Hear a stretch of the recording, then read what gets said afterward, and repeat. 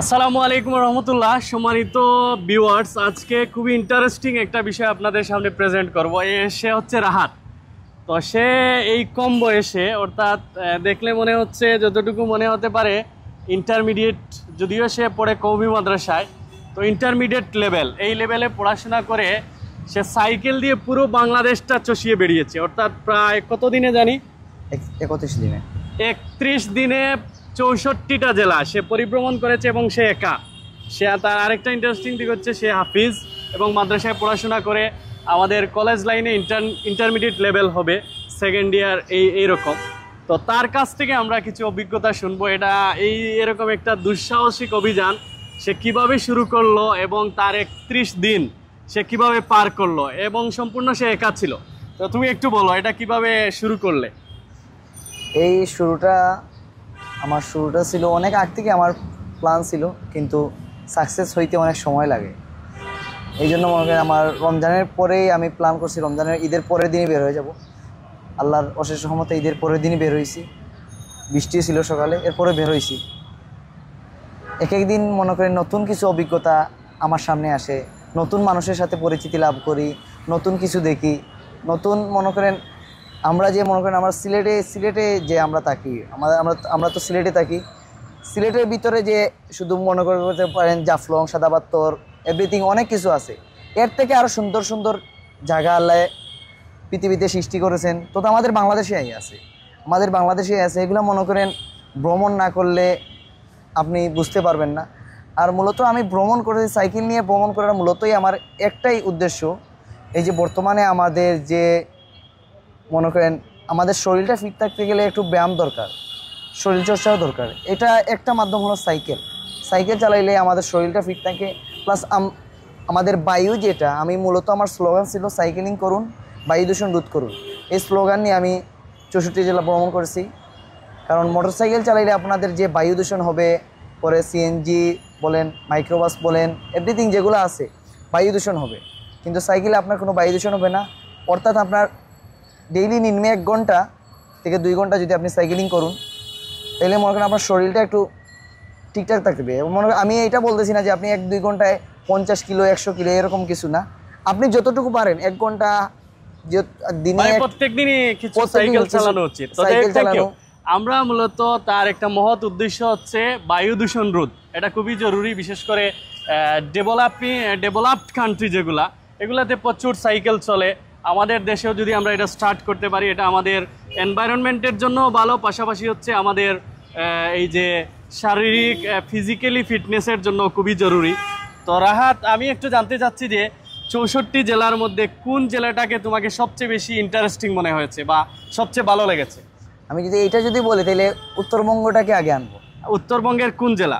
উত্তরবঙ্গের পুরো জেলাটাই আপনি এমন একটা মনে করেন পাইবেন, হয়তো ওনারা গরিব। আচ্ছা, উত্তরবঙ্গের সব জেলাগুলাই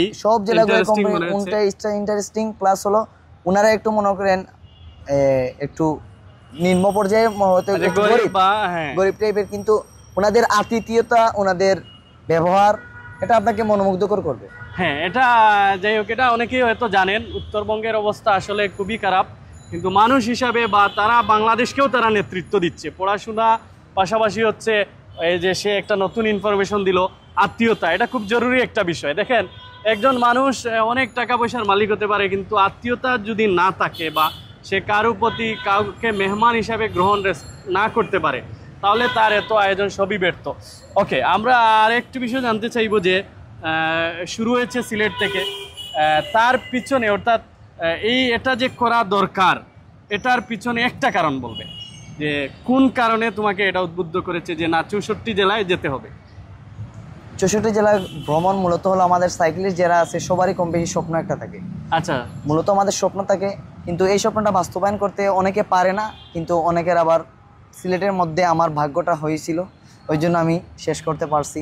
যদি আপনাদের এই যে সাইক্লিস্ট আলাদা একটা কমিউনিটি আছে, অল বাংলাদেশই আছে, তো যাই হোক, আমরা সারাদিন যারা রিক্সায় চড়ি তারা হয়তো জানি না এই সিলেট শহরে আলাদা একটা কমিউনিটি আছে সাইক্লিস্ট। তারা প্রতিনিয়ত সম্ভবত প্রত্যেক শুক্রবারই বা প্রত্যেক মাসেই বিভিন্ন জায়গায় ভিজিট করেন, বেড়াতে যান। তো এটা খুবই ইন্টারেস্টিং।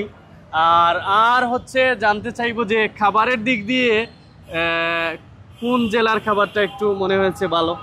আমি একটু আগে এটা কথা বলতে চাইছিলাম, এই যে আপনি আবার কথা কি ছিলেন উত্তরবঙ্গে? হ্যাঁ, উত্তরবঙ্গে না, উত্তরবঙ্গের একটা জিনিস বলি, উত্তরবঙ্গের মূলত যে থিমটা, আপনি যদি একটা চায়ের দোকানে বসেন, আপনি কিছু খান বা না খান, আপনাকে আগে এক গ্লাস পানি দিবে। এটা হচ্ছে উত্তরবঙ্গে। উত্তরবঙ্গে অল বাংলাদেশে কোনো জেলায় পাবেন না। আমাদের সিলেটেও তো দে মাঝে মধ্যে, যে এই পানি দে। পানি মনে করেন আপনি যদি বড় এই যে আপনি আলপাইনে যান, হয়তো আপনি নিয়ে খেতে হবে অথবা বটল এনে দিবে, কিন্তু মনে করেন যে গ্লাস এনে ধুয়ে দিবে, আপনার হাতে তুলে দিবে, আপনি কিছু খান বা না খান। আচ্ছা আচ্ছা। এই একটা মনে করেন উত্তরবঙ্গে, এটা উত্তরবঙ্গের যে জেলাগুলো আছে এটার জন্য আবার কষ্ট লাগে না, কোনো টাকা দিতে হয় না, কোনো টাকা দিতে হয় না। সিলেটে তো এক সিলেটে গ্লাস মনে পানি করেন এক মানে গ্লাস হচ্ছে 2 টাকা 2 3 টাকা টাকা 3 5 টাকা, টাকা। হ্যাঁ এরকমই। আচ্ছা আচ্ছা, এখন তো আবার পানীয় গ্লাসও দেয় না, মানে বোতল নিতে হবে, মানে হ্যাঁ, আপনাকে 100% পে করা লাগবে। হ্যাঁ, এক pay গ্লাস করা লাগবে। খেতে গেলে আপনাকে 1 লিটার কিনতে হবে। এটাই। ওকে, আর কোনো বিষয় শেয়ার করবে কিনা যেটা তোমার এই পরিভ্রমণ করতে ভালো লেগেছে, যেটা অন্য কেউ জানলে তাদেরও ভালো লাগবে? আমার এই ভ্রমণের সবচেয়ে মনে করেন ইন্টারেস্টিংটা পার্ট হলো, আমি যখন এই পার্বত্য অঞ্চল যখন মারতে যাই, পার্বত্য অঞ্চল মারতে গিয়ে কয়েকটা পাহাড় ছিল, এগুলো অনেক কষ্ট হইতো। মনে করেন অনেক সময় হইতো আমার পানি ফুরিয়ে যেত, পরে পানি নাই, কিছু নাই, প্যাকেটে চুইংগাম থাকতো, এভরিথিং আরও কিছু আছে, এগুলো থাকতো, এগুলো খাইতাম, কে উঠতাম। মনে করেন উপরে উঠার পরে বাংলাদেশটাকে যে উপর থেকে যে একটা সুন্দরভাবে দেখা যায়, এটা দেখে মনে করেন আর এত কষ্ট করে সাইকেল চালিয়ে উপরে উঠার পরে এই কষ্টটা থাকে না। এটাই একটা খুব সুন্দর একটা আমার কাছে পার্সোনালি লাগছে। পাহাড়টা মনে করেন একটা বাংলাদেশের একটা এই যে সৌন্দর্য। বান্দরবনে একটা পাহাড় আছে অনেক উপরে, যেটাকে নীলাদ্রি না কি জানি বলি, সাজেক না, বান্দরবনে একটা হচ্ছে ঘুরে ঘুরে উঠতে হয়, অনেক উঁচু। বান্দরবান না, এটা খাগড়াছড়ি, আলুটিল্লা। ওইটা দিয়ে উঠছেন? হ্যাঁ, এইটা দিয়ে আমি সাইকেল চালিয়ে উঠছি। আমরা নিজেরা এই যে গাড়ি দিয়ে উঠতে ভয় পেয়েছি, তো দেখ রাহাত এটা সাইকেল চালিয়ে উঠছে। তো দেখ রাহাতের কাছ থেকে আমরা অনেক কিছু জানলাম, ইনশাল্লাহ অন্য সময় আরও আমরা কিছু অভিজ্ঞতা তার কাছ থেকে জানবো। আর সবচেয়ে জরুরি বিষয়টা হচ্ছে আসলে রাহাত যেটা দিয়ে শুরু করেছে, যে বায়ু দূষণ রোধের জন্য সাইকেল বেস্ট। এরপরে হচ্ছে ফিজিক্যাল ফিটনেসটা হচ্ছে খুবই জরুরি একটা সাবজেক্ট। আমরা যত কিছুই অর্জন করি না কেন, ফিজিক্যালি যদি আমি ফিট না থাকি, তাহলে সবই হচ্ছে এই যে 16 আনাই বৃথা। তো যাই হোক, আমিও আজকে এখান থেকে অনুপ্রাণিত হলাম, যে আমার কাছে মনে হলো যে মোটর বাইক বাদ দিয়ে সাইকেলে যেতে হবে। ইনশাল্লাহ রাহাত আমাকে যদি সহযোগিতা করে, তাহলে এখন থেকে cyclist. Thank you very much. ইনশাল্লাহ।